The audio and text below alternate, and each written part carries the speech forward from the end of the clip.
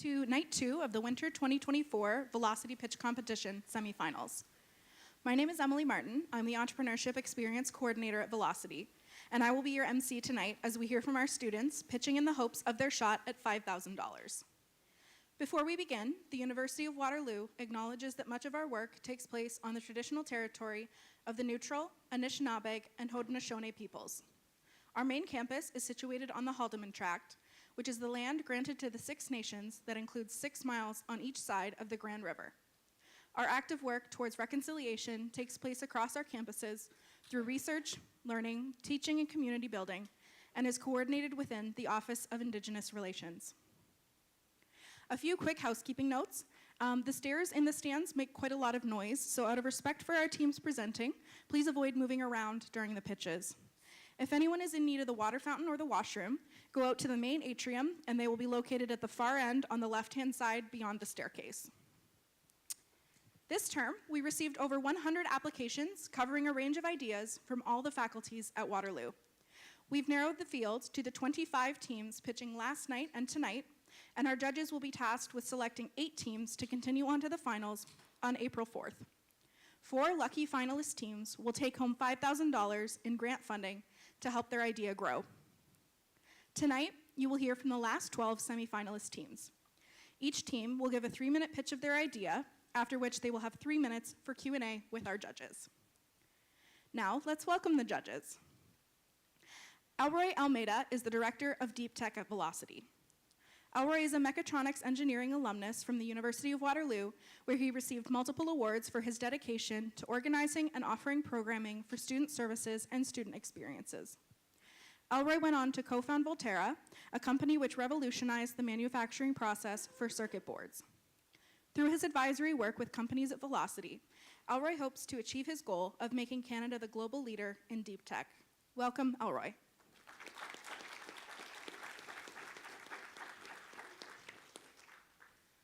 Pariza Sadat Musavi is Velocity's Product Development and Biosafety Manager.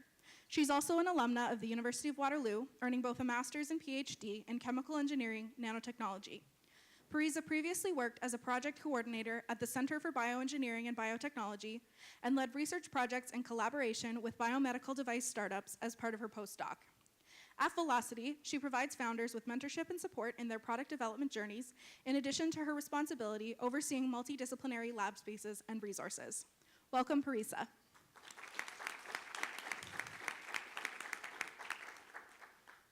Rachel Bartholomew is a 2-time entrepreneur who's been working in various roles in the entrepreneurship ecosystem for over 15 years. A graduate of the University of Waterloo's MBET program, Rachel is currently working on her second company, High Ivy Health, created after her recent fight with cervical cancer. High Ivy Health is creating a pelvic rehabilitation device for the 1 in 3 women worldwide who will experience a pelvic health complication in their lifetime. Rachel is also the founder of Femtech Canada and a professor at Toronto Metropolitan University in biotech innovation. Welcome, Rachel.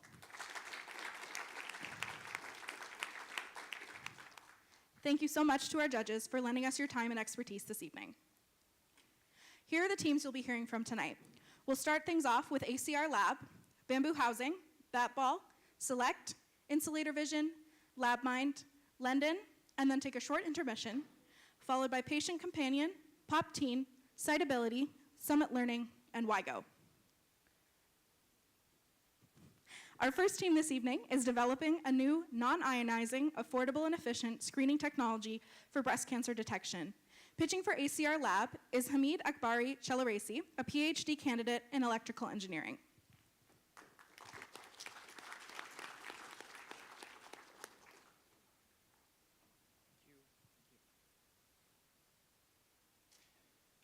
Hi everyone, I'm Hamid Chelaresi, a PhD candidate at EC department at University of Waterloo. I'm working on breast cancer detection using low-frequency electromagnetic fields. My startup teammates are Omar Ramahid, Jeff Bradshaw, and Steve Bosco.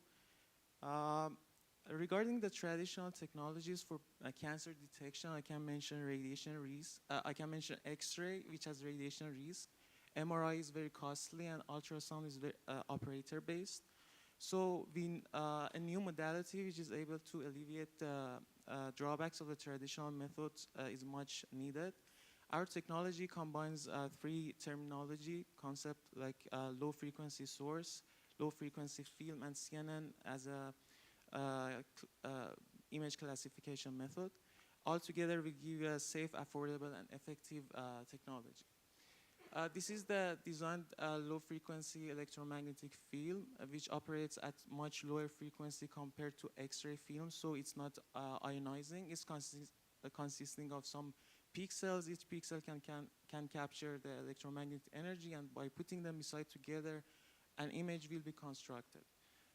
These are the images captured for different scenarios where 1 centimeter tumor placed in different locations. These are the images for 7.5 millimeter, and these are the images for 5 millimeter, which are very promising. At the end, all of these images will be fed into a CNN algorithm to be classified automatically instead of manually. So it will not be operator-based. This is also our prototype, which has been fabricated in our lab, and it has gained some attraction from different news agencies like CTV News. By scanning the barcode, you can see the news headline. We have also done some phantom studies in our lab using a GLS lab with an inclusion inside that. You can see the inclusion has been detected in the right image. And also regarding the commercialization, so far we have filed our US patent, our IP, provisionally, and the full application is in process. Our cooperation is also in process by a Gowling law firm, and it will be finalized soon in 2 weeks.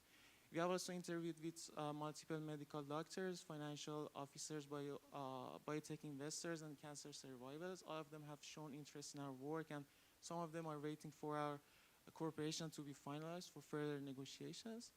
And the last point about the fabrication cost, because it's much cheaper compared to its counterparts like X-ray. It will cost around $15,000, the final setup. And it's much lower than X-ray, which costs around 100K. So it's much more affordable. Yeah, thank you for your attention.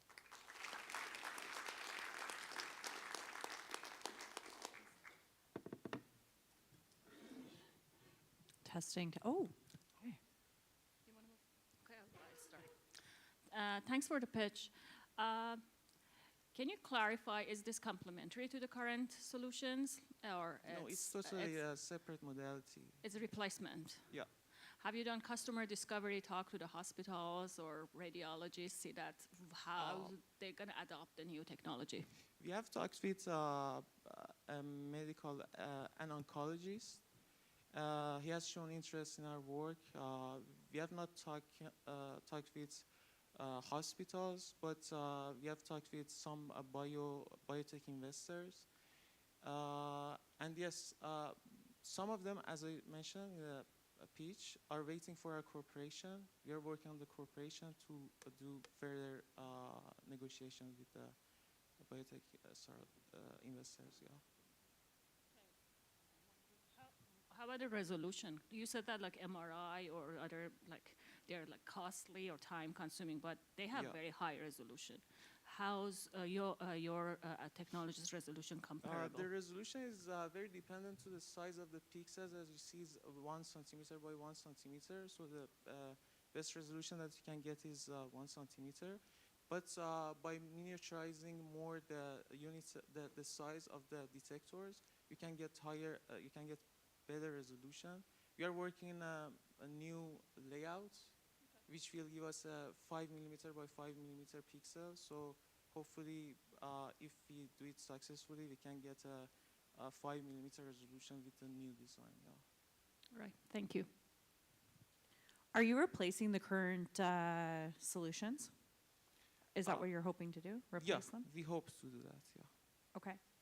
What are your benefits that you outweigh those current solutions? As I said, this solution is safe, completely safe. It's not ionizing because of the operating frequency is much lower. It's much more affordable. The price is much lower. and it's more effective. Like if you compare it with ultrasound, using the image classification algorithm that we are using, it's not operator-based, so it can be more effective. Yeah.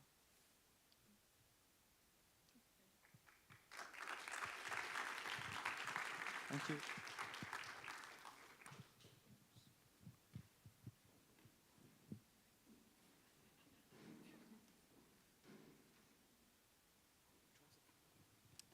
Bamboo Housing is streamlining the search for student leases and sublets across Canada, making the right place just a click away.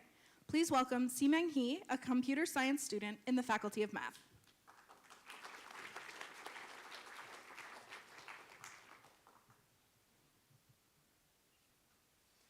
Hey, I'm Simeng, and with Bamboo Housing, and I'm here to make student housing simple and safe. Our story started in the summer of 2019, where I was messaging over 100 people on Facebook groups in order to secure a fall sublet. I ended up messaging people for over 4 months and only got 2 leads. This is a really frustrating experience, and it's an experience that Waterloo students go through. The problem is Facebook groups. Facebook groups make it hard for people to search for their ideal place in terms of price and location. They are also riddled with scams and phishing links, making it really hard to trust the platform. Because of this gap in the market, we developed Bamboo Housing, an online marketplace that is based on the pillars of trust, simplicity, and efficiency. Our search system can get you your ideal place in just 3 clicks, and our beautiful UI allows you to post your house in about a minute. We also make it easy for you to trust others on the platform by our student verification system. We've been working extremely hard for the last 4 years and on building our product. We started in September of 2020, where we released our MVP to the Waterloo market. And in just 2 years, we were able to reach the milestone of 5,000 registered users.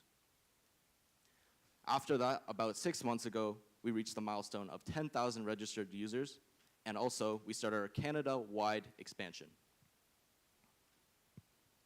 In just the last month, we gained 700 new listings posted onto our website and $5,000 of profit in just 2 months of us releasing our paid feature. This makes us believe that we have the highest volume of student listings in the Waterloo region and also a great UI and ease of use experience. Our market is North America. There are about 11 million landlords operating in North America, and this equates to about $660 million to be made from advertising.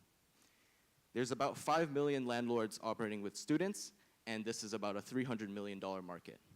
We aim to take about 10% of that market, which equates to $30 million in revenue per year. Our business model is separated into 3 parts. We have the B2C, which relates to students, and we're looking forward to releasing 2 B2P models where we get advertising fees from landlords and enterprise. Our team has been working hard for the past 4 years, as I said, and we have strong expertise in engineering, product, and marketing. We also have work experience in big tech and startups in companies such as Apple and Bloomberg. If we were to secure the $5,000 from this competition, we would work on our stage 1 expansion, which is to expand to university cities and towns. Next would be to expand to larger cities in Canada, such as Toronto, and after that, the US market. That is Bamboo Housing, making student housing simple and safe.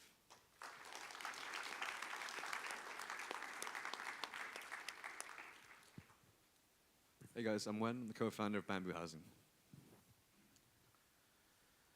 You have 10,000 registered users. What's the activity rate on that? So we have around 6,000 monthly active users, and we have around 12,000 user accounts. Okay, and what have you noticed your churn to be like? So the people that aren't active, do they use it and do they ever come back, or? Our return rate is around, so we're around 30 to 40% return rate. So we do find that students are leaving the platform, but some are coming back. One thing we are focusing on is the reply rate, the unreplied rate. So this is around 30%. At its worst, it's around 60%. So we're currently building features to make it less, to increase the response rate, making it more sticky so users come back.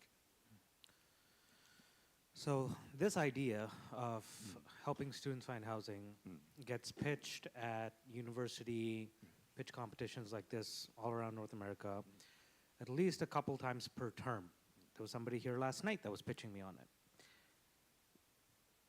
Nobody has ever succeeded in solving this problem. What do you know that others don't? I don't think it's necessarily an idea, but what makes us different is the consistency. We launched in Waterloo so we could listen to users, and we're iterating over time. We think that our consistency in iterating on features, let's say university verified, we talk to users, to landlords, and see what the problem is. And also we have a very strong Instagram presence. We have around 7,000 followers on Instagram in Waterloo and 5,000 in Hamilton. So this acts as our funnel to bring in users. And as you guys know, the marketplace is only valuable if there are users on. So we're trying to grow this users and then create organic network effects within different universities around Canada and eventually the United States. Pitch me your big vision. Where do you see this going? You know, Airbnb started as, you know, we all know the story, right? Yeah. And turned into what it is. What's your big vision? So our big vision is to be like Airbnb, but for student rentals. We want to focus primarily on, essentially this is a three-sided marketplace. That's students, and then there are student renters and student leaseholders, and then we have landlords and companies. So we want to be that main middleman to eventually handle all the transactions, firstly communications, and then eventually transactions. What it takes you to go to your stage 2 and stage 3? So is that the marketing, how you get to those regions? Yeah, so stage 1, right now, we're growing Instagram accounts. So we're obviously in the Waterloo presence. We've recently acquired a bunch of Hamilton users. We have around 325 McMaster students, and how we do this is because we've grown a really large Instagram account on McMaster. So we're around 5,000 followers, and we use it as a sales funnel. So we're going to use this approach for university towns, and from our research, we found that this works a lot better in university towns as opposed to big cities because there's a lot more competition. So we're starting with a lower barrier of entry and then moving to the cities and so forth.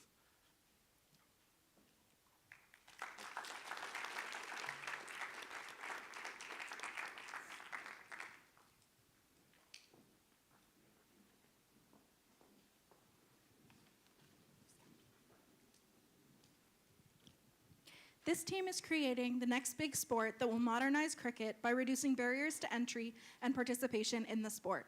From Batball, here's Wahab Ali, a recreation and sport business student at the Faculty of Health.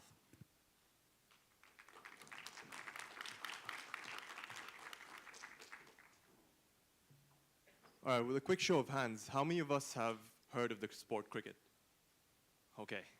And how many of us have actually played the sport? Oh, okay. So I've been playing cricket since the age of 5. I'm extremely passionate about the sport, and I've hosted numerous cricket tournaments across East Africa, Pakistan, and now in Canada. When I started studying sports business at Waterloo, I realized that cricket has a lot of barriers to entry and participation. 2 of the major ones being venues and weather. You can't play the sport outside when it's raining or snowing, and you need a really big outdoor facility to play the sport. Speaking with the city of Kitchener, we realized that we've seen a massive increase in demand for outdoor cricket facilities, but we're not able to meet them. Let me give you a bit of context here. Globally, cricket is the second most popular sport, and in Canada, it's the fastest growing sport with over 5 million fans. So how can we make most of this opportunity and solve this problem? Batball, a modern and more inclusive way to play cricket, especially indoors.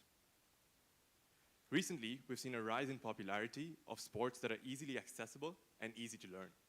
And that's what Batball is, a new sport that's easy to pick up and ultra portable, so you can literally play anywhere. We're doing this by creating a formal league structure, a governing body, and a marketplace platform that allows players to host and play matches. Currently, we have a pay-to-play model in place in which we charge $15 to $20 per session. But like many great sports, we're establishing strategic sponsorships and we're creating our own Batball merchandise and equipment. Currently, in the last few months, we've hosted 10 plus matches and generated $600 in revenue from just the pay-to-play model. We also have 70 plus players registered on our website. In terms of partnerships, we've started talking to the city of Waterloo, and we're planning to take Batball to their facilities, and such as the Rim Park. We're also pitching to the MLSE Launchpad. Additionally, we've started talking to manufacturers for our own Batball equipment, which is different from the cricket equipment. We're also filing our trademark application and creating a Batball app. In May, Batball is set to feature for the first time ever in a multi-sport tournament in Montreal. And in July, we're planning to host our first ever summer tournament. That brings us to why 5K. We want to order our equipment from the manufacturers and start selling to our already existing customer base. To spread the sport, we also want to create animations, graphics, which are easy to understand and run social media campaigns. Lastly, we want to integrate recreational league software onto our platform so we can have team rankings and player profiles which will bring people back to Batball. A new sport is being born here in Waterloo. So again, with a quick show of hands, who's ready to try Batball and make it the next biggest sport? Thank you.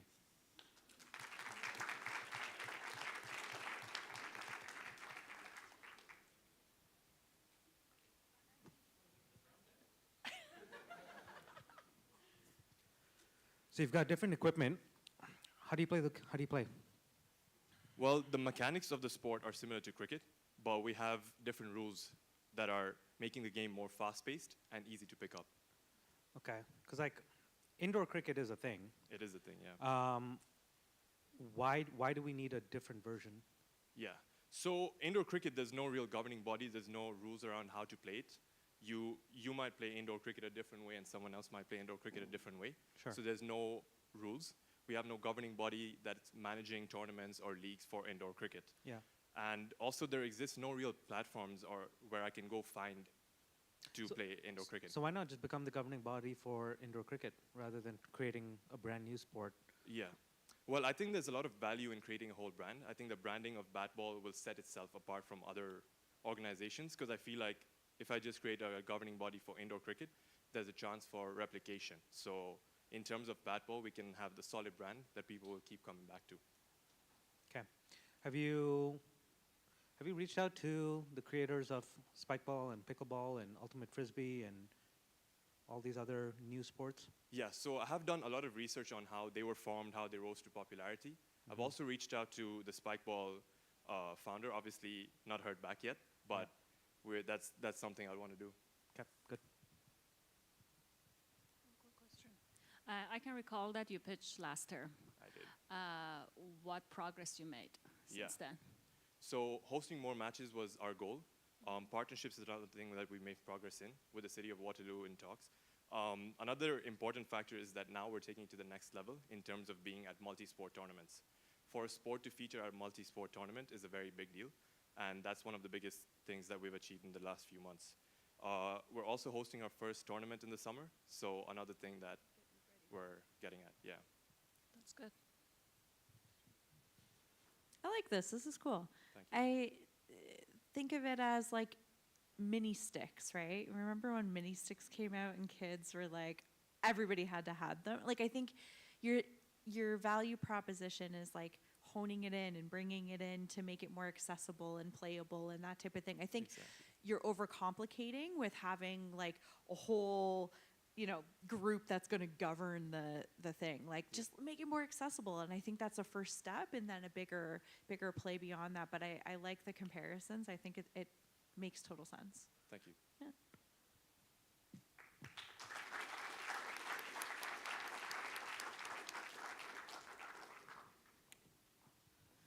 Before we move on to our next team, I'm just going to take a quick break so that anybody at the back who's looking for a seat can come down and find one. If you are sitting next to an empty seat, can you raise your hand? Perfect, thank you.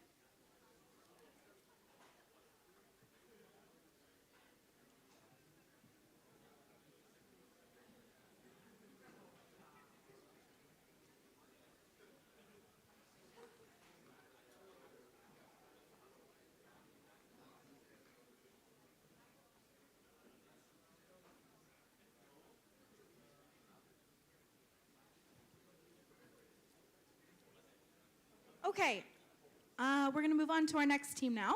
Up next, we have Select, who are developing nanomaterial functionalized menstrual products that double as at-home self-collection kits for HPV and cervical cancer detection. The founder of Select is C.T. Murphy, a master's student studying chemical engineering.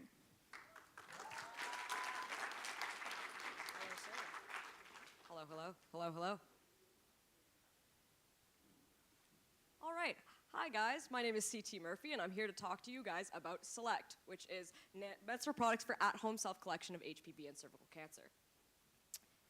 1.2 billion women. 1.2 billion menstruating women are at risk of developing HPV and cervical cancer every single year. 75% of those women are at risk of foregoing, postponing, or just not having access to the main method of screening for HPV and cervical cancer.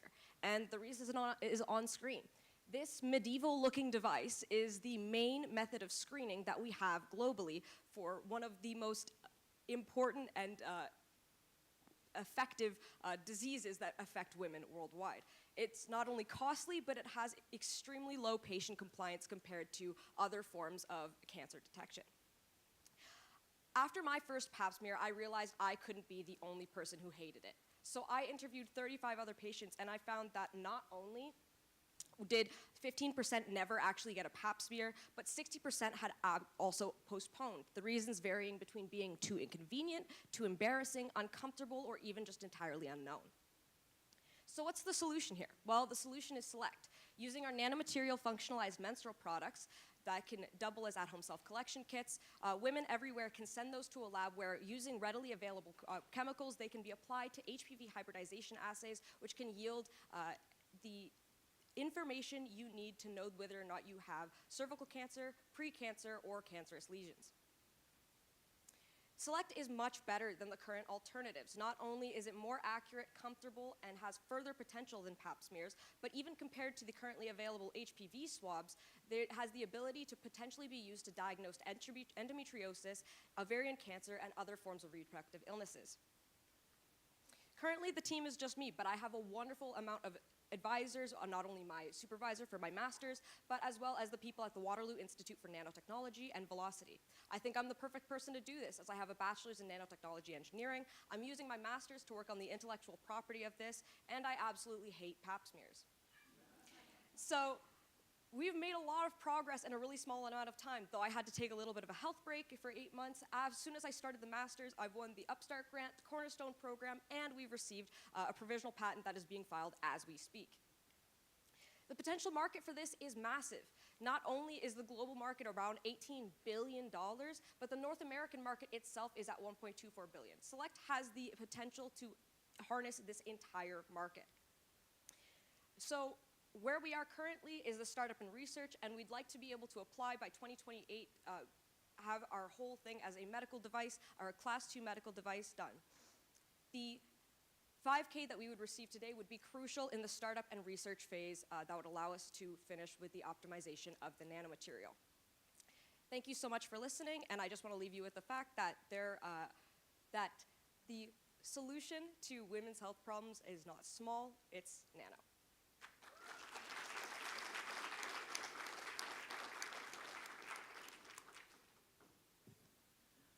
They're not even touching this because they're just letting me unleash on you. Yeah, go for it, go for it. We're cool.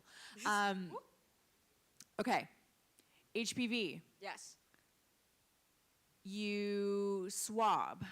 there are swabs, yes. More accurate through blood. It's, so the menstrual blood actually contains cervical cells, which are the main hosts for the HPV DNA. Not only that, but the swabs themselves are only applied not actually to the cervix, but just on the inside of the vagina, which means there is a very low copy number of HPV available. That means PCR needs to be used.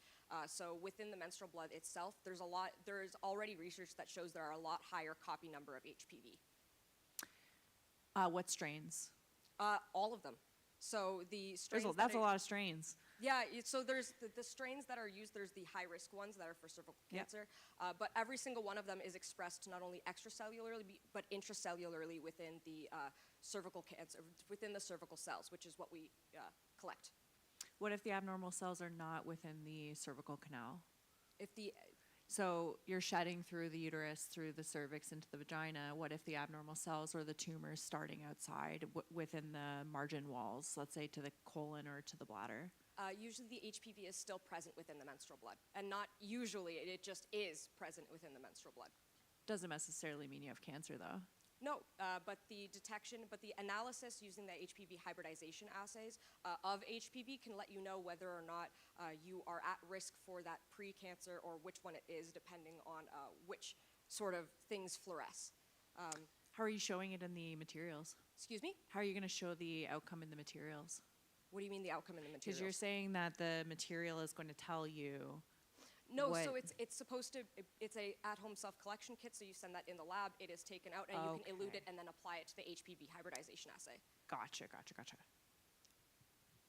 I think you just answered it. I want to say that. I wanted to ask what method that there is a PCR test. So yeah, there is a PCR test. The PCR test is not necessarily the gold standard because it can't tell you about co-infections. It can't necessarily tell you about the high-risk versions, and it can't tell you which ones are actually present. It can tell you about the presence of HPV, but it won't actually tell you how at risk for cancer you are because of that HPV, which is why hybridization assays are used as the gold standard for HPV diagnosis. Okay.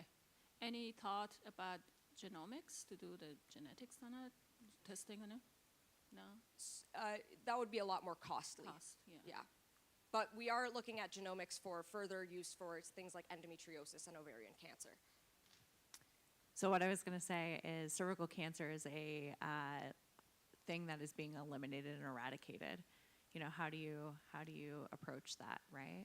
It's being eliminated and eradicated, but it isn't yet. And by the time that it is supposed to be eradicated in Canada, which is 2040, we want to have also developed further to be able to use it for endometriosis and ovarian cancer and other forms of reproductive illness. Currently, we're focusing on cervical cancer and HPV because it is the most impactful worldwide currently. I will make one pitch to you.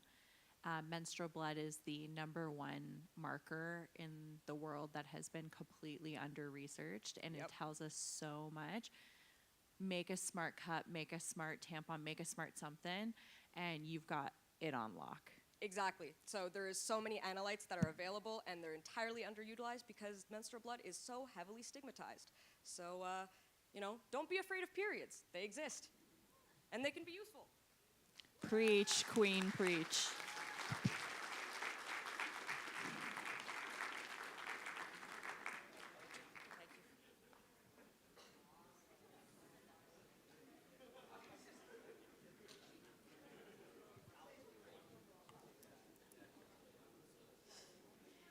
Insulator Vision is revolutionizing the inspection and maintenance of the electrical distribution network and substations.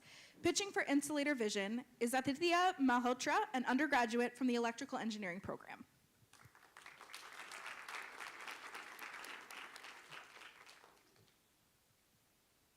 Hello. Today I'm going to show you how we are solving a $100 million problem for utility companies using machine learning and predictive analysis. These bright, beautiful arcs are actually one of the worst things that can happen to the power grid. In the very worst case, they can set off forest fires that could burn down 50,000 acres like the example we saw in 2018. If they happen in the winter, people could go without heat. Let's talk about Canada. Canada has 166,000 kilometers of distribution line and over 2,500 substations. Currently, we do this inspection, sorry about that. Currently, we do these inspections using helicopters. A physical helicopter flies along the line at 30 kilometers per hour, and 4 engineers on the helicopter look and do the inspection. This is a costly process. It might cost utility companies, it might cost Canada about $22 to $44 million a year. For substations, it's $5,000 every time. Take that over 2,500 substations, that's another $50 million. We need a better way. Let's take an example. AltaLink, we need a better way. How do we come in? We remove the in-person factor. No more helicopters, let's use drones.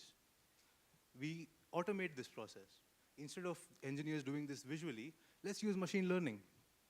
And given enough data, we can also have predictive analysis, wherein not only can we tell you the problem, we can also tell you the problem before it becomes a problem. Let's take a case study, Altalink. They control 311 substations, over 13,000 kilometers of power line. Using our estimates, that's $5 to $10 million a year. If they were to use Insulator Vision at $4,000 per substation per year and $40 per kilometer annually, they would reduce their costs by 60 to 80%. Given that we operate a machine learning platform, we would have incredibly high profit margins as well. Going beyond just ideas, Metsco is a company that handles this inspection for a lot of the power grid in Ontario and Canada. We have a close working relationship with them. In fact, they have agreed to become our very first beta customer. This product was developed with real feedback. We have partnered with some of the top researchers here at the University of Waterloo. This is our minimum viable product. 60 to 70% of these problems happen because of insulators. Our product can just use a camera and tell you whether the insulator is healthy or not. That's our team, backed by some of the top researchers at the University of Waterloo. So what sets us apart? Well, drone inspections do exist, but predictive analytics don't. The bottom line, no more forest fires. Let's not set off things that could be avoided. Let's not have people without heat in the winters. We need to solve this problem quick. Let's make Insulator Vision the billion-dollar startup coming out of Velocity that could solve this problem. Thank you.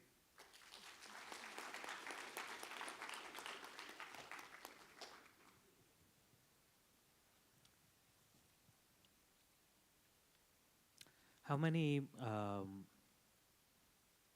grid operators have you spoken to? That's a great question, thank you. Our initial relationship was with Metsco that handles this inspection for the power grid. Yesterday was our capstone symposium, and we actually got interest from Teledyne, who conditioned to speak with us and potentially arrange a sales meeting if we can secure the IP. Teledyne is one of the biggest. Yep. I'm just wondering, so now who does own IP in this? I'm sorry? You said they're willing to partner with you if you can secure the IP. So I'm presuming you're going to try to file your own IP, but this seems like a big problem, so other people have probably filed stuff already. So have you looked into who else is operating in the space? Yes, drone inspections do exist. ML-based analytics don't. Predictive analysis doesn't exist at all. We have actually done a patent search. We have been partnering with Dr. Ayman El-Haj, who's one of the top researchers in the field in the country. Machine learning patents are just not out there yet.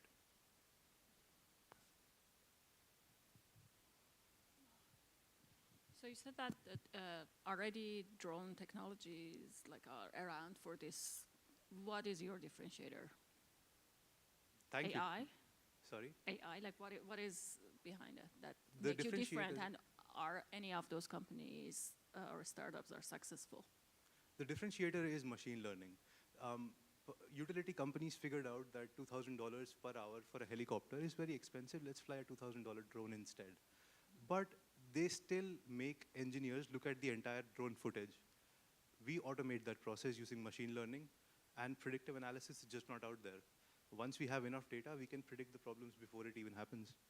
Okay, what is the vision? It's you're going to have your own drones going around, or you work with those existing companies and just sell your machine learning softwares? Thank you. There are both options available. We don't manufacture or build drones in any form. We have third-party drones like DJI are directly integratable into our system.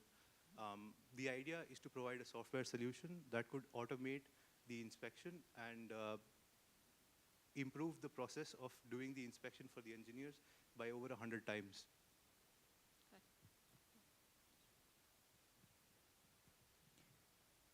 I don't really have a question other than check out Borealis Wind. They're a local company here. I mean, completely different space, but very interesting kind of ties in with like large infrastructure and how they deployed. And I know the founder is super open to providing feedback and stuff, so I'd actually go and pitch it to her if I were you and get some feedback. It'd be really interesting. Thank you so much. I'll definitely look into that. Cool. A final statement here. Military technology usually is a couple of decades ahead of commercial technology. We see drones becoming more and more popular. Drones are inevitable. Let us pave the way for the power grid. Thank you.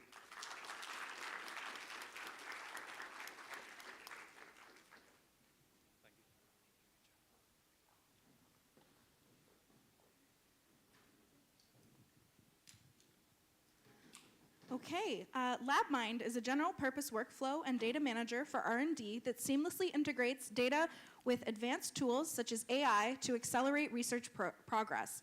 Here's Yunheng Zhu, an undergraduate from the Nanotechnology Engineering program, to pitch for Labmind.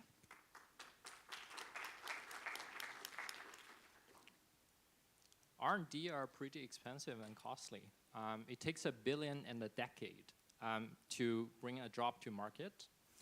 And because R&D, SEM applies for material and chemical, by the way, and because R&D is super dynamic and complex, there are lots of inefficiencies involved. So first of all, lots of manual process, which means progress moving slow, and some results are not reproducible.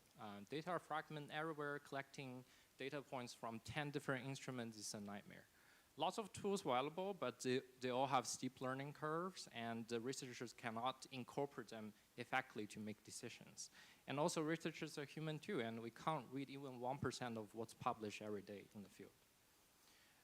We present Labmind. We allow all the researchers to be able to automate their workflow, and we handle the data management for them with cloud solutions. We also have AI agents that knows the local data context and connect them to useful resources.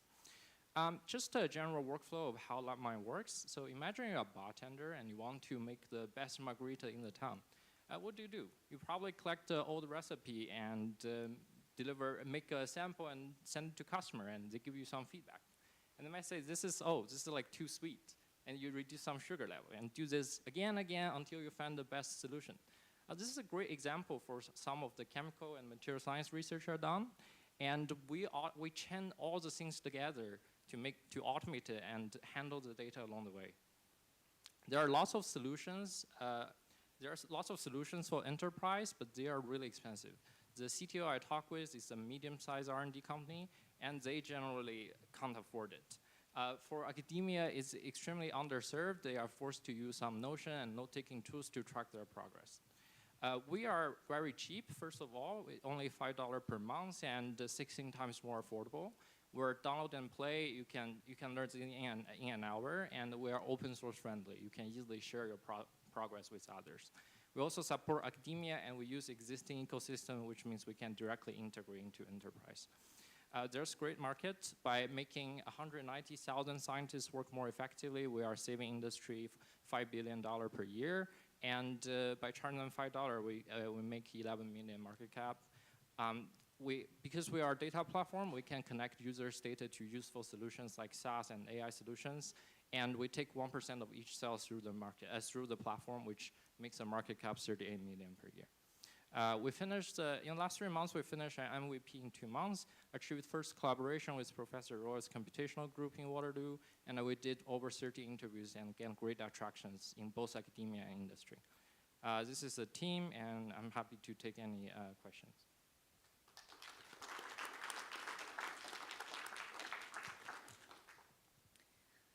I would have loved to see your recipe analogy, but in your actual customers. So could you pitch me what your customer journey would look like using your product? Yes. So most of the data from companies usually goes to graveyard, which means they are analyzed once and they're never used. And actually, those are historical data that can be compared horizontally with the other versions or fine-tuned samples.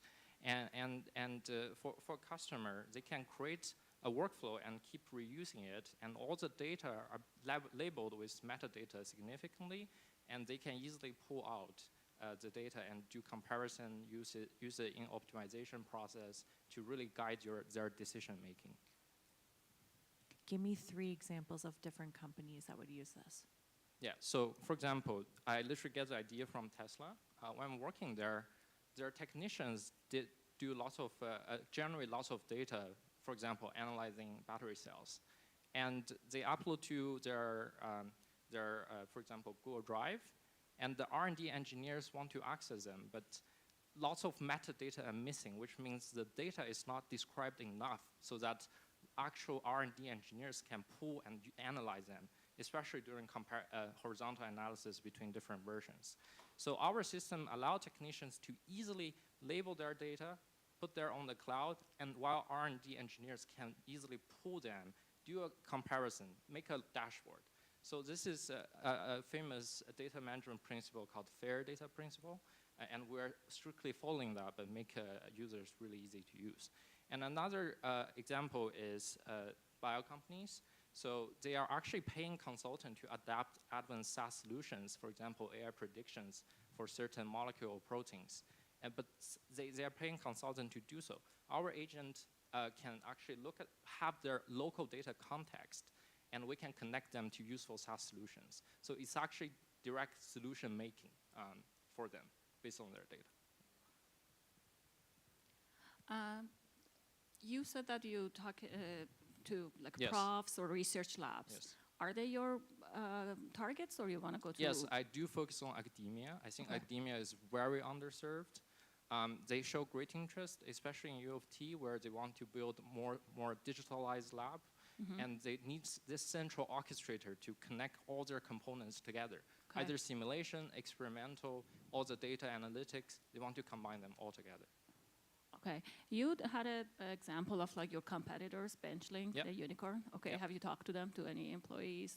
Have you seen their services, and what Yep. differentiates you? They are mainly So- on pharmaceuticals, yeah? Right, so those ELN LIMS solutions are extremely costly, range from $1,000 per user per year. Ours is only 70, and we can do this because we use existing ecosystems such as Google Drive and Dropbox.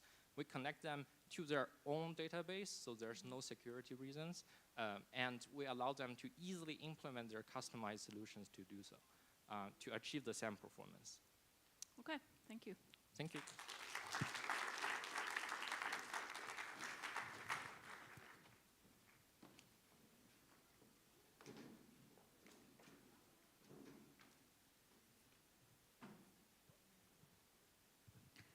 Lendon is a B2B platform that connects apparel retailers with manufacturers and wholesalers while facilitating access to credit through an embedded financial solution. Please welcome Mustahid Azim, a student in the Masters of Business, Entrepreneurship, and Technology program at the Conrad School.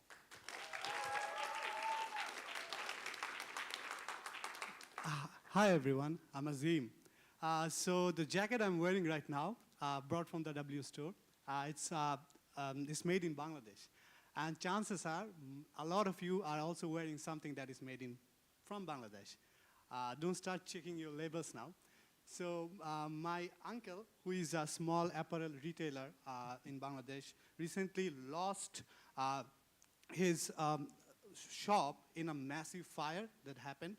And the aftermath was much disastrous. When he was trying to get back on his feet, he realized he couldn't get access to any kind of credit from the banks, neither from the suppliers. And this is not just him. 90% of the small and medium businesses in this industry is also facing the same problem. So I looked at it in more depth and said the manufacturers, they're also facing challenges with more than 15% of unsold inventories. So there was clearly a gap. So that is where Lendon comes in. Lendon is a B2B platform which connects these network of retailers with manufacturers, and these retailers can order products for their store on credit. How does it work? So we verify these, onboard and verify these retailers, aggregate their demand, connect them to the manufacturers. We facilitate the delivery process and also the payment collection process. And how do we make money? Unlike banks, we do not, we have very minimal fee based on their payment period, but the real money we make is from the product money margin from the manufacturers, which can go up to 15% and 20% for apparel industry. And the market for this, just in Bangladesh, it's a $3 billion market with more than 1 million small and medium enterprises. And the alternatives currently these businesses have are like banks and personal lenders, which can charge interest up to 35%. And other small, similar B2B startups are working on other categories, other industries in the sector. So we did a pilot, and it was a success. We generated more than $50,000 of revenue from 300 plus active retailers. And we also have 500 plus retailers on our wait list.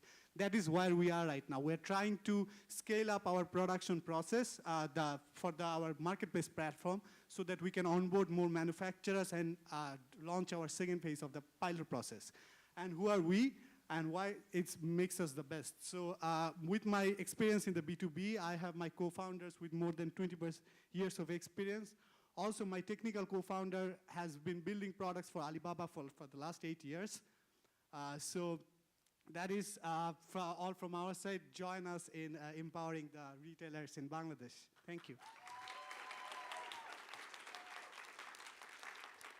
Thank you, Azim. Hello, everyone. I'm Arsen, co-pilot of Lendon. If you don't know Bangla, Lendon means trade. And I also wear a jacket from Bangladesh. I do, right? And I'm now ready for your questions. Aloy, you want to start first? If you're already generating $50,000 in revenue, why do you need the 5K? That's a very good question. Azim told me not to answer this question this way, but I'm going to be very honest with you. First, I convinced Azim to cash out the money, pay for the embed. We are both in embed program. So, and then we will go back to continue this one. However, we need your thumb up more than we need the money, because the 5,000 you say yes will easily turn us into 50,000. There are people ready. We have tested the model. We first we did the business and then are building the technology platform on it. So really, we need your thumbs up. Each of you saying yes is adding 15,000 to the 5,000 that will come from velocity. I really mean it. Thank you.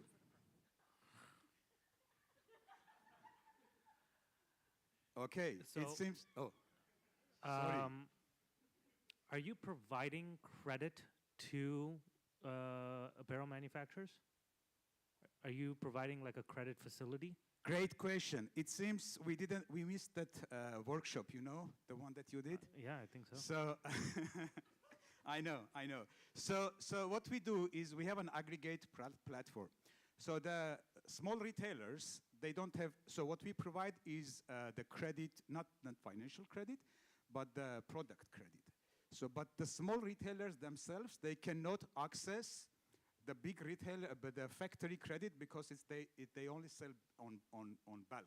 So when our 10 or 15 small retailers, they are putting their orders together, only then they can access the big credit from the factories. And those factories, like literally 15%, is like about 1.9 billion products just staying there. Check the news. In Bangladesh, the garment industry, the garment apparel industry is like, the capacity is like they're over capacity. They produce and they wait to ship out and to sell. It's a two-way. We solve two problems with only one solution. Thank you. This guy is just a salesman. I love it. I know, I sell happiness, right? I learned it embed. All right, very quickly, you got a scalability issue here. How do you get large amount of customers very quickly? So we have this waiting list people, the 500 people that are on the waiting list. So the model we have in country, in Bangladesh, it's so interesting. So small retailers are organized in bazaars. Like a small bazaar will have 100 small shops. The bigger ones, the one got in fire, is like almost 1,000. So for us, it's so easy because they are in organized places. It's super easy to organize the logistics, and I've done this in Bangladesh last 6 years. I'm Googleable. You can find me like how I've done stuff. I know everyone is Googleable, sorry. But we have the waiting list. So we created this waiting, and they are like, and now we have on our website, people keep signing up for it. And then our network is our power. And we are able, we have demonstrated we are good at building a network and providing solution to both the small retailers, but also to the factories. And the interesting thing is it's not only in Bangladesh. So look at Vietnam, so the countries where are the source countries for the RMG, the ready-made garment, every country our model will work. So Ethiopia will be our next destination, and these are countries I have worked before, so I have like teams and people, and we are doing also some other businesses together, so it's really easy to, yes, I'm Googleable. Thanks.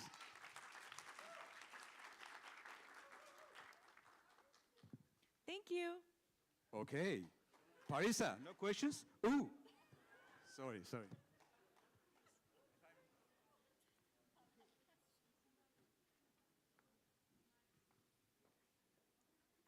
Okay, now we're going to take a quick break for intermission. Please take a moment to fill out our survey and let us know what you think so far. And don't forget to register for the finals on April 4th to see who wins the prize money. The bathrooms are at the far end of the main lobby on the left-hand side, and we'll be back at 6:10 to hear the remaining pitches. Thank you.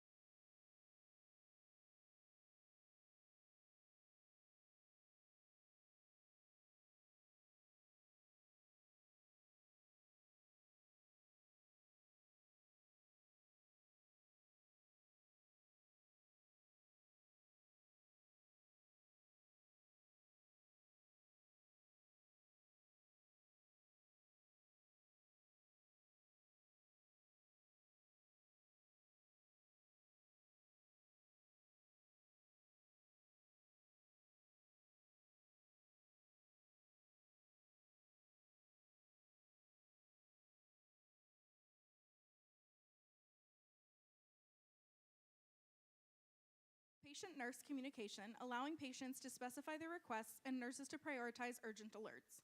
Co-founder Christy Lee is a student in the Faculty of Engineering studying biomedical engineering.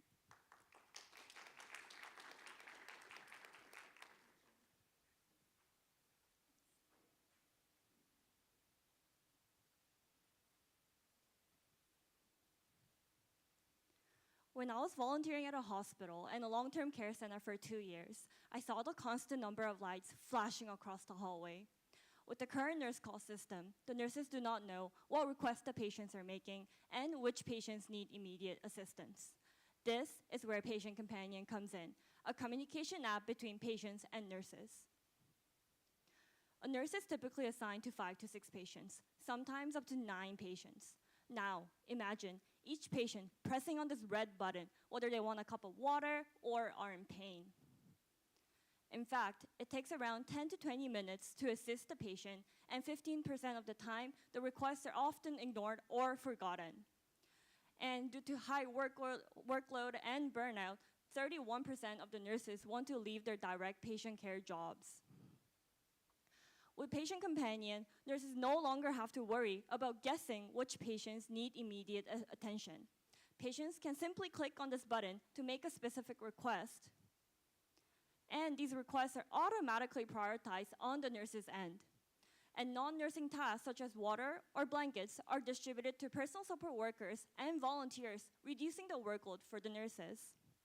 With Patient Companion, this will save 20% of the nurse's time, which means 2.4 hours per nurse's shift time will be saved. We've so far validated the problem with 140 nurses across Canada and the US, and some of the key stakeholders include CIOs, Director of Digital Health, nurse educators, and purchasing managers. We're currently piloting at a local hospital and are in discussions with 4 additional institutions. We were able to measure success metrics such as the completion time per request types. We were able to significantly decrease the time assistive per patient with Patient Companion. And we were also able to receive positive feedback from both the patients and nurses. We've spoken with the purchasing manager and decided on a revenue model of $150 per bed per month. We have a total market size of 3.5 million beds across North America, and by the end of the next 5 years, we'll be able to generate $0.9 million in revenue. Our first customers include the local community hospitals, and we'll be expanding into the US market by next year. With the $5,000, we'll be able to complete and scale the number of pilot hospitals that we have. Our team comprises of biomedical engineers, and we all have complementary skill sets. We have experience in bridging the technology and healthcare across Canada. We also have advisors helping us in both business and healthcare sectors. Come support Patient Companion, where we're redefining communication and perfecting care. Thank you.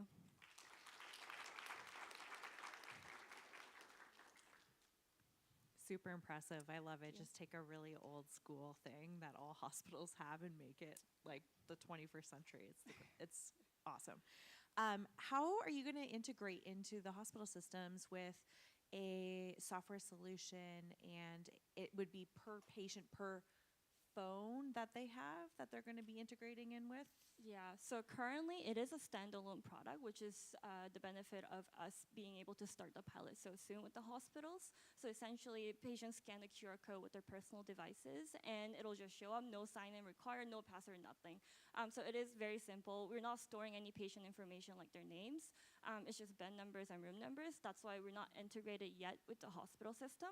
However, we are aware of integrating with EHR and the EMR systems, and we're looking into FHIR integration, which is what most hospitals are using based off of Epic and Cerner is what the most hospitals are using. So we do know how to integrate, and we are looking into it with the current pilot hospital. So essentially, the nurses would have to have your software solution open alongside patient chart and EMR and all the rest of it, right?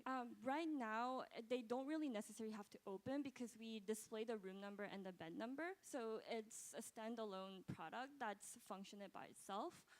But later on, if we integrate it, they would not even have to open their patient charts to look at their names or things like that. Gotcha, and that's why you did a per bed versus a per patient model. Yeah. Okay, makes sense. What if the patient doesn't have a device? Yeah, so right now, luckily the pilot hospital has iPads sitting around for patients to use. So we were able to use the tablets that the patients have, that the hospitals have. Okay. What if they're not able, because of their condition, they're not able to use a device at all?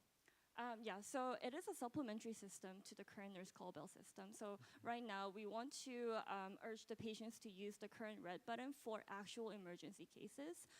But for this is for additional requests such as shower, washroom, food, TV. The reason why we differentiated this is because patients are clicking on the red button for whatever reasons. Yeah. It could be anything. No, that's Yeah. great.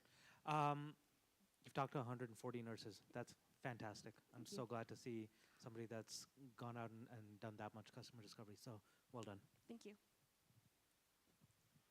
Amazing. So I kind of repeat the question. You pitched last time, and I saw a lot of progress. Thank you. And so how many beds is in your next pilot, the coming pilot in GRH?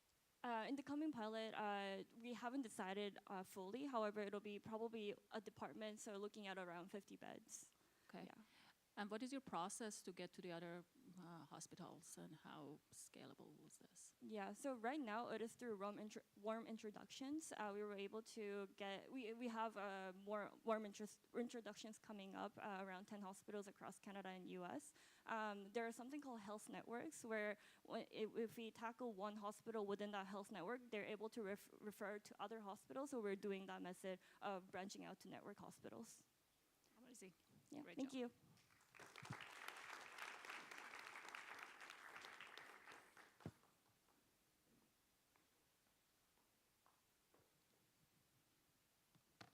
Pop-Teen is making seasoned plant-based protein popcorn. Pitching for Pop-Teen is founder Muley Mao, an undergraduate student in mechatronics engineering.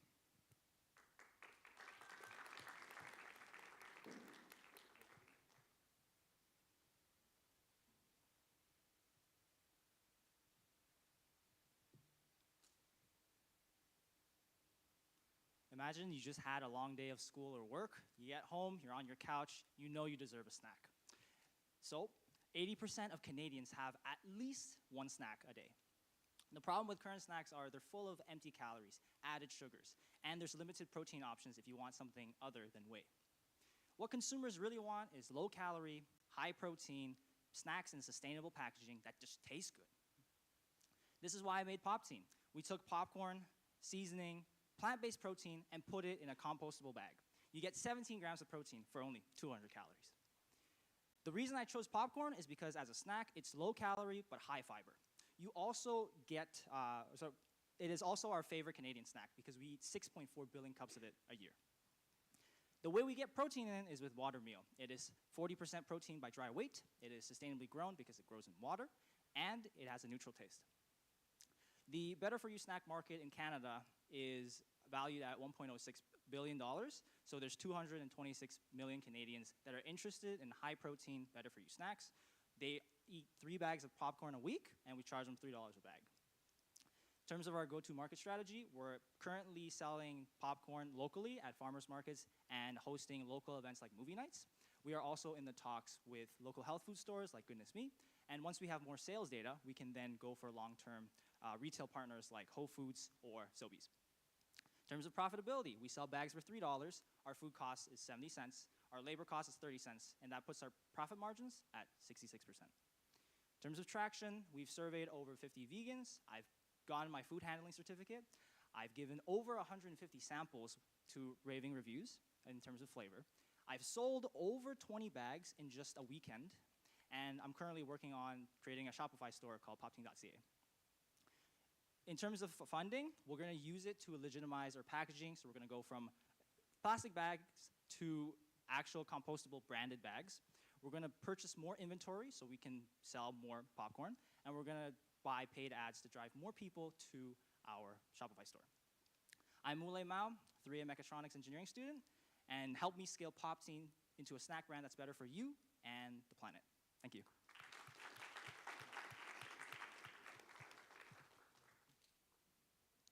Are we going to have a snack next time? Popcorn's here? we weren't allowed props, or else I would have brought something in. Okay. All right. I don't know if I have questions. What's the pitch? Can we like sneak out the back and you can like give us some? Tell me a little bit about your competition in this space. Our current competition is mainly protein bars and Quest nutrition chips. However, they are higher in calorie, and also their flavors, there's an off taste because they use whey protein mostly. And then the current plant-based protein bars that you have, they also have a weird aftertaste. Like, I've purchased all of them, and they all taste weird. Touche.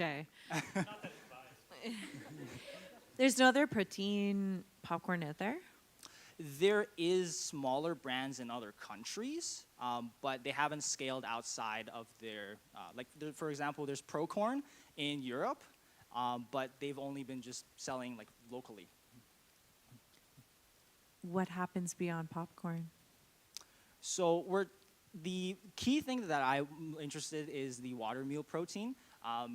Popcorn is just a very easy way of like testing the water meal because of how new the ingredient is. And so in the future, you could put it into protein shakes, protein bars, but popcorn is just a very low-cost experiment for me to run. And also, I love popcorn, so yeah. So is your business the water meal piece? Eventually, we want to be vertically integrated, but right now, it doesn't really make sense for me to just build a farm the water meal, and then figure out how to make it into a business. So we're starting with, to see if the market is interested in this type of protein product, and then once we're more profitable and we can actually afford, like, opening up our own farms to produce this protein, then we can work on, growing that and putting it into other product lines. Very interesting. Does the popcorn arrive pre-popped? Yes, it's ready to eat, and it's completely popped. So wouldn't that start getting stale after like half an hour? No, it's like your Smart Foods popcorn. Like, they don't pop it for you and then it gets stale when you get to the store. Yeah. In actual packaging, like branded packaging, we're looking at pillow pouches. So eventually, they're Okay, so it's fully sealed. Okay. Yeah, fully sealed. You said you're in talks with stores. What does in talks with stores mean? So I went into Goodness Me and I talked with their owner, but they want to see the food handling certificate, which I just got, and also official packaging, which I need money for because I can't show them packaging when there's minimum order quantities for the packaging. Okay. We should definitely allow props with it, not just because it's food, but like, what if they're making a physical thing? They should show it. That's great. Okay, cool, good job. Thank you.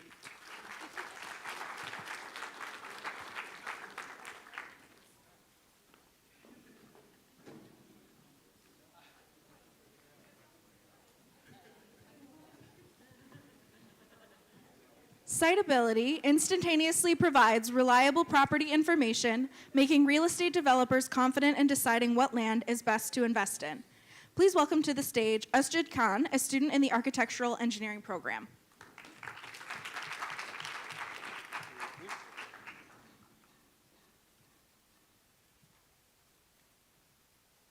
We are Siteability, your ultimate site exploration tool. How long does it take to read a 500-page document? We're hoping real estate developers never have to know the answer to that question. Each city's zoning bylaw is over 500 pages, overwhelming, even for well-seasoned real estate developers. Our mission at Siteability is to provide instantaneous site information so developers don't have to do this process manually or pay thousands of dollars in consultant fees.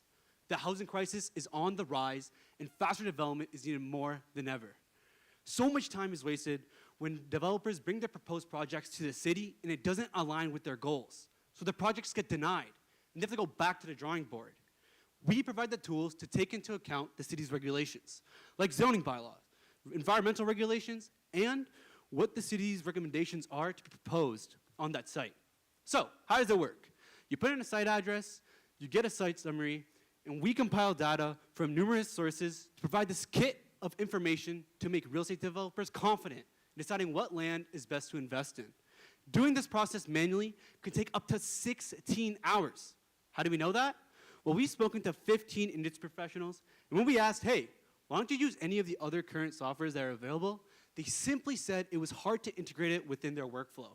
Hence, at Siteability, we have held user interviews for the past months to make sure our product is easy to use, doesn't require any urban planning experience, and is at an affordable price. It costs $3,000 to be able to do one site analysis from consultants, $125 from other competitive softwares, but at Siteability, we are only $20 per site. Currently, we are in a paid pilot program with 4 prominent real estate developers in the Waterloo region. And to access Siteability, it costs $500 a month for 25 searches and $50 a month, or $50 just for one individual search. With the help of Velocity, we can scale into new cities and also exponentially scale our growth as a company. We project to capture about less than 1% of our current serviceable addressable market by the end of this year, which is $4 billion just in the city of Waterloo, showing great upside for Siteability. But how are we capturing the rest of the market? Our go-to-market strategy consists of 1, student licenses for our friends at the Waterloo Real Estate Association, and 2, a deferral program by developers, because we understand how important word of mouth is in the industry.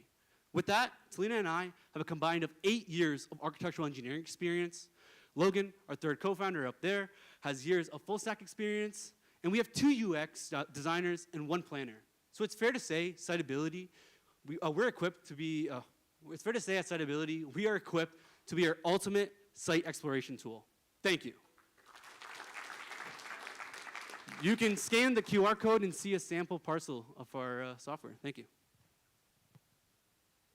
Hi, I'm Talina. I'm also an architectural engineering student, and I'm one of the co-founders of Siteability. Have any of you worked at a developer? No, we've currently been doing co-ops mostly in adjacent, so like we both work in the architectural engineering field, project management, building sustainability consulting, which are all directly working with developers, and we've had lots of conversations with developers. Our advisor is a planner, has a planning consulting. Who at Vive are you working with? Who at Vive? Yeah. Stephen. Is it Stephen Litt? Stephen Litt. Yeah. Yep. Sorry. Okay. What is he saying about the solution? Yeah, so basically we're tailoring the solution for developers, and then we're actually working with him and also Mark from Vive to be able to provide feedback for the product itself. Sorry, is it already built, the product? It is already built. It's functional in the city of Waterloo, and we're doing a beta test basically starting like right now for the next 2 months. They're going to be providing continuous feedback on the product in 2-week iteration cycles. So we're going to, tailor the product towards them and make it exactly what they want. And I think it's very valuable. He mentioned that in the first. Well, he mentioned that you'll be making $4 billion in the first year. I presume it's million. Otherwise, I'm quitting my job and. Sorry, that was the $4 billion was the market size, and then it was a fraction of the $4 billion in the city of Waterloo. Okay. All right. $20. Why are you going so low? So it's $20 per site, and we have 25 searches per month, and so that's the 20 times 25 is the $500 subscription per month. So it's a $500 subscription per month is what it costs for the developers. And this is because we wanted to also target small to mid-sized real estate developers who can utilize it because it's super user-friendly. Yeah, that was going to be my question because there was the $20, there's the $500, there's the $50. I would say just make sure that that's clear because it comes off that one of your only benefits is that it's cheaper, but then it actually scales up when you look at the actual model. Yeah, the $50 was the individual search. So this could be like, if you own a home and you want to see what you actually can build on your site, what's the potential of your site, you can do that route. So we wanted to provide an option as well for that. Yeah, a couple. You have a quick question? Okay, here you go. You said that you customize your solution for each developer. Yeah, it's like it's not a custom solution for each developer. We're just working with 4 beta testers in the city of Waterloo as like a sort of a sample size of developers to make sure that it is integrated with the development process as a whole, because that was one of the feedback that we got with competitive software is it's just extremely hard to integrate. And so we wanted to combat that and make a solution My that was actually question wanted. was, how long does it take for you to onboard each customer? Or you're trying to standardize it? Yeah, well, we're currently just doing founder sales, so it's just been taking one 30-minute call with them and explaining the software, and they're on board. So that's kind of the amount of time it's been taking previously. But obviously, as we grow and have a more advanced marketing team that will be including or be doing different marketing strategies, and hopefully also getting municipalities on board to promote us on their city websites, because we've talked to them and they said that they're in support of the idea as well. Excellent. Thank you. Thanks.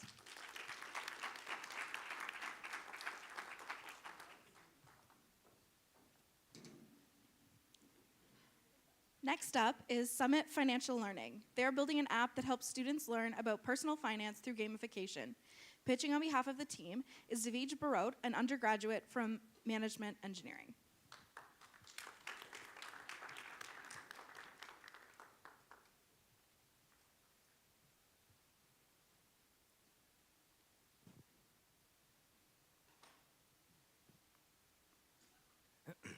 When my partner Addie and I were younger, we decided one night to brainstorm how we were going to become billionaires.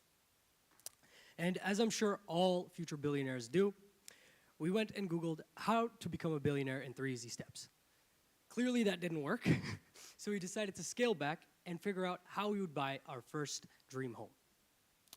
As we were doing our research, something dawned upon us. Why don't we learn this stuff in school? And we're not alone in this feeling of financial illiteracy. In Canada alone, more than half of all households don't even have a budget on how they're going to plan their expenses. Why aren't we getting a financial education when we're younger? That's where Summit comes in. We're creating a personal finance app that teaches kids for free using games. Now, why games, you ask? It is one of the best learning enforcement tools we have. It can boost retention rates by up to 800%. It can help establish long-term motivation with leaderboards. And it has an excellent route to create positive reinforcement for good learning habits. Currently, we are focusing on the Ontario-specific market, and we estimate an SOM of about 5.5 million. There are also no direct competitors in Ontario or Canada for that matter, so time is of the essence. We're going to be organizing our content into a tiered curriculum, with the first base being universal personal finance concepts, the second being actionable insights that are going to be location-specific, and then the third being advanced topics, which we hope to have partnerships and sponsorships from financial institutions for per topic. As for our business model, as we mentioned, we want to be as accessible as possible, so what we're going to be doing is monetizing with ads, of course. Those paid packages, which are sponsored, are also going to be adless and free for users. However, our goal is always to work with teachers. That's our focus, and so we've also created an educator-exclusive model with enterprise accounts that have specific features for teachers to track progress, which is going to be a cheap subscription model at the moment, but we aim to make it free. Here's our design. One of our focuses is going to be trying to have a mini game after every single lesson to increase retention and grouping kids into teams. This is how we're planning to expand. The initial tier that I was talking about is going to meet the international metrics of the OECD for financial literacy. Next, we're going to be looking into location-specific information. So for Ontario, that would be things like TFSAs and RSSPs, which ties very well with education, since we're also looking to work with teachers, and so on and so forth.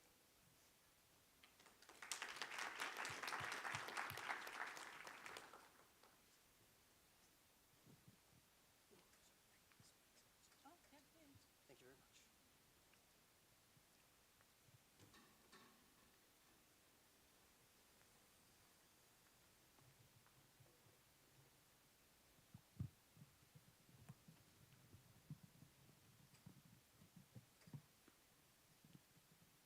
Hi, my name is Adrian Batra, and I'm also a co-founder of Summit Learning.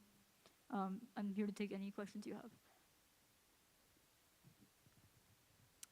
I'm very curious because, okay, when you say kids, what is this target audience and age group?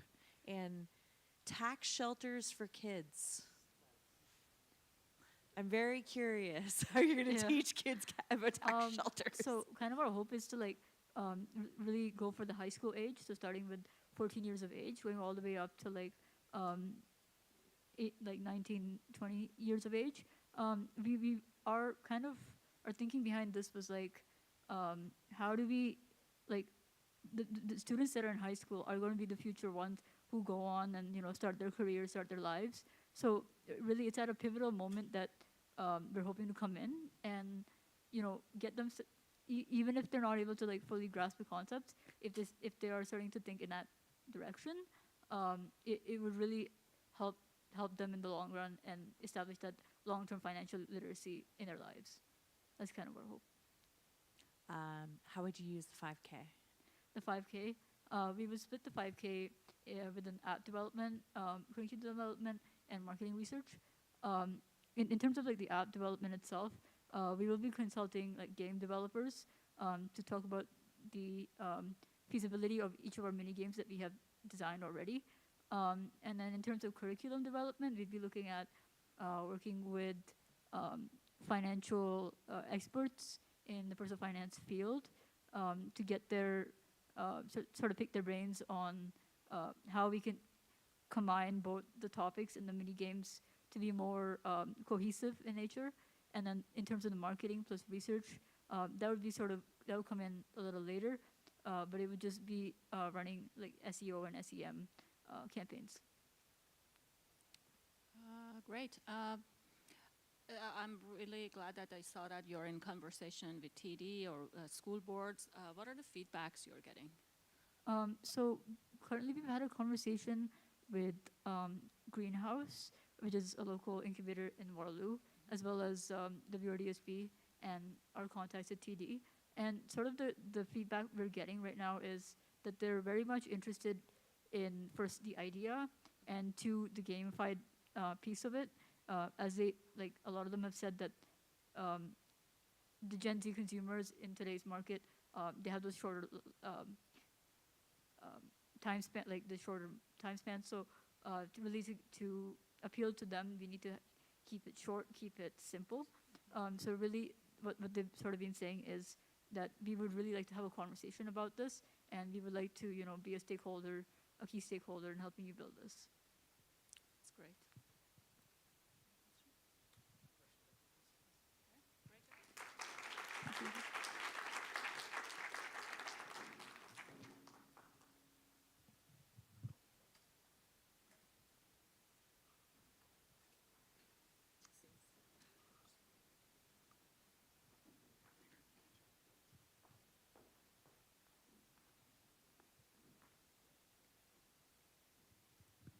Our final pitch tonight is from WIGO. WIGO is building social and digital infrastructure to help people form meaningful relationships in the real world. Here to pitch for WIGO is Jocelyn Murphy, a student from Systems Design Engineering.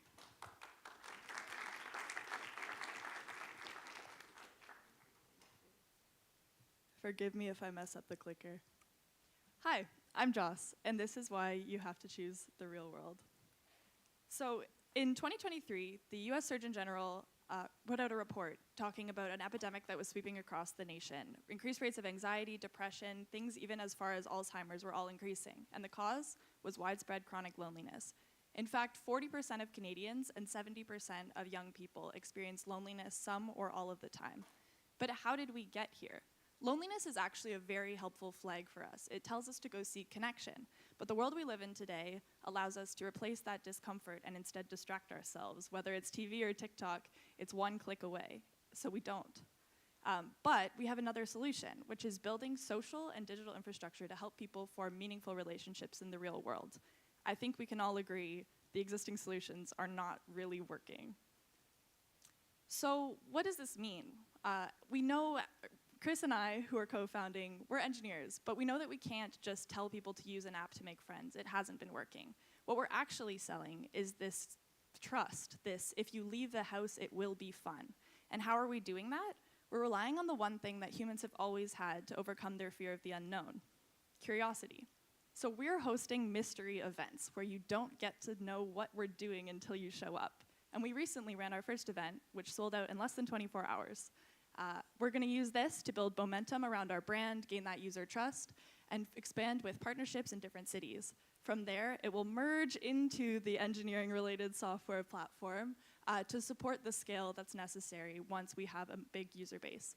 And ultimately, the goal is to have a society that shifts back to prioritizing local economic interactions and allows us to have just as easy of a time meeting a new friend as we currently do doom scrolling all night long. Oh, I made the mistake that you told us not to.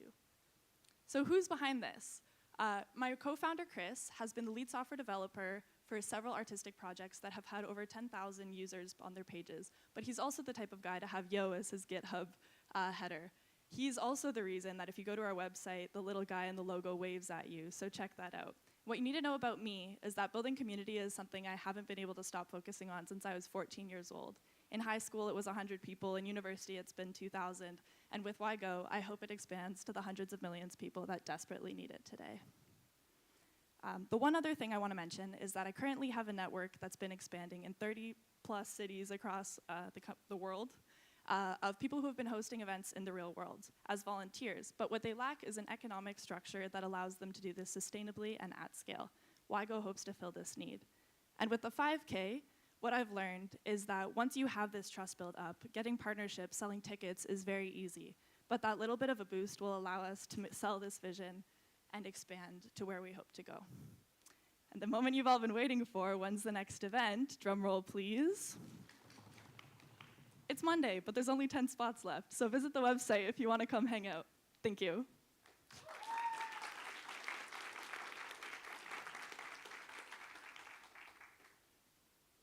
I will also be answering the questions because my co-founder's in Singapore.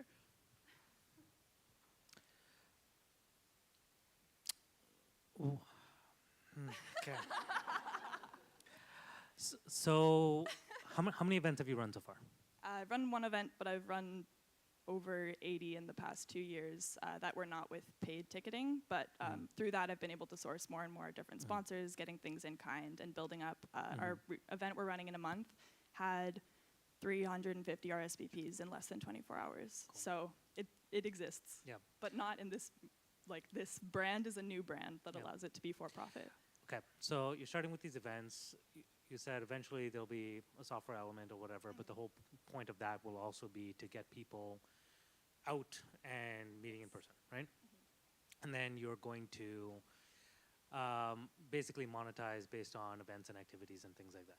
Okay, so you're essentially offering a service, right? Okay, so services are exceptionally hard to scale because it's usually, it's not like creating a product and then, okay, now everybody can just use the thing, right? It takes a lot of effort to get each one up and running.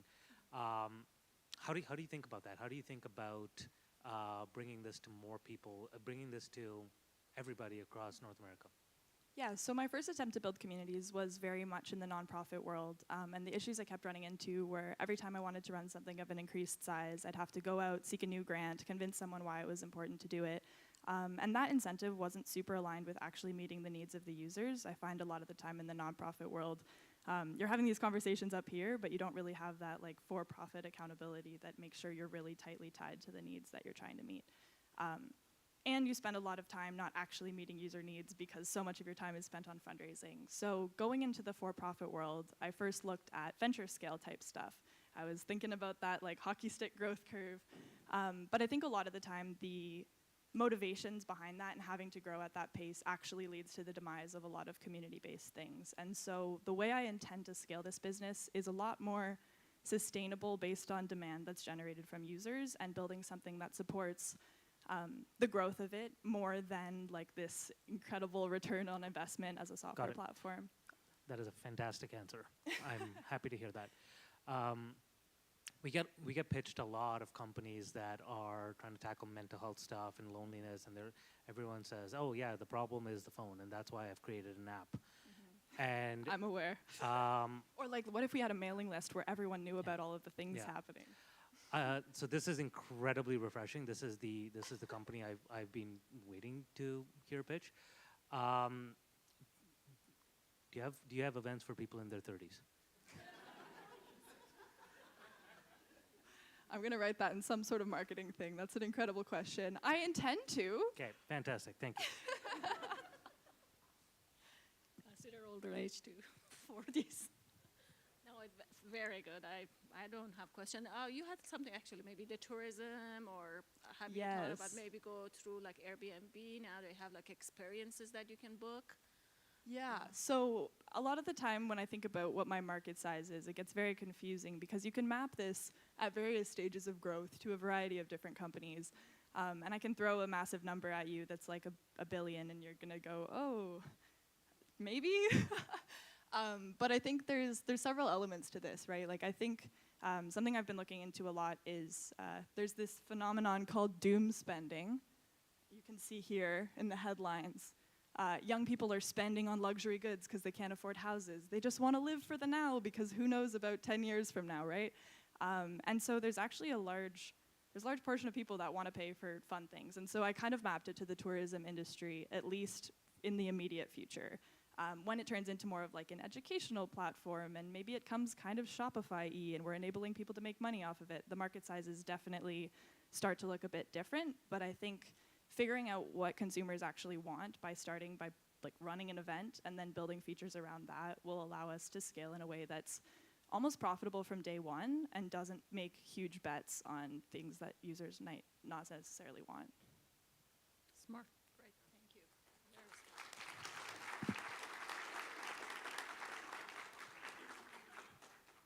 Good? Nice.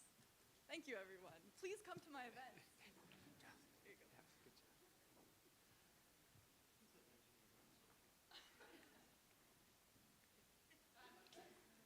All right, that concludes our semifinal pitches. The judges will be off to deliberate and select 8 teams to move on to the finals round. We hope to see all of you on April 4th at the Theater of the Arts, where the winning teams will be awarded their prize money. You can register at the link on screen, and please also take a moment to complete the feedback survey.